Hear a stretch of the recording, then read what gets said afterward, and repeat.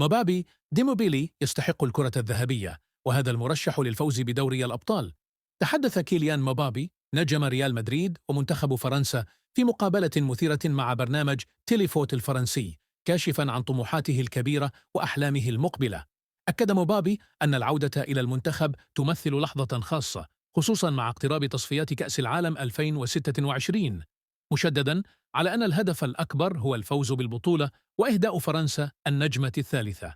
وأضاف: الكثير منا يحلم بأن يصبح بطلا للعالم، وسنقاتل من أجل تحقيق ذلك.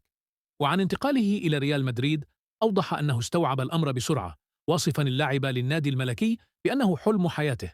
وقال: إسبانيا ألهمتني بالاحترام، وأنا محظوظ بارتداء هذا القميص. هدفي هو تقديم أفضل نسخة مني. كما أثنى على مشروع مدربه تشابي ألونسو، معتبرا إياه صاحب رؤية واضحة وطموح كبير قادر على تحسين أداء الفريق وصنع الفارق. أما عن الكرة الذهبية، فقد رشح عثمان ديمبيلي، وأشاد أيضا بأشرف حكيمي، مؤكدا أنه يحلم بدوره بالفوز بها، لكن النجاح الجماعي والألقاب يبقى الطريق الحقيقي لتحقيق ذلك.